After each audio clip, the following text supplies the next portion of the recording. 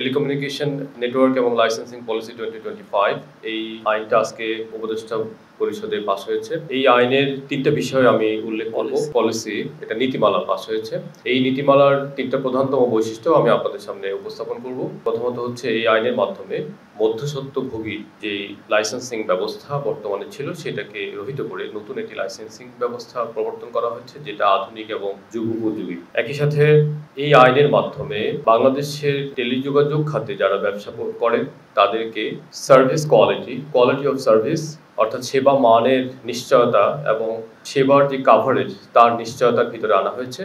আর তৃতীয়ত এই আইনের মাধ্যমে, এই নীতিমালার মাধ্যমে প্রতিযোগিতামূলক টেলিযোগাযোগ ব্যবসা সম্প্রসারণ করে ভয়েস কল এবং ডেটা, অর্থাৎ ইন্টারনেট এবং ডেটাকে সাধারণ মানুষের গ্রাহক হিসাবে ক্রয় ক্ষমতার ভিতরে নিয়ে আসার একটা দীর্ঘমেয়াদী পরিকল্পনা সূচিত হয়েছে।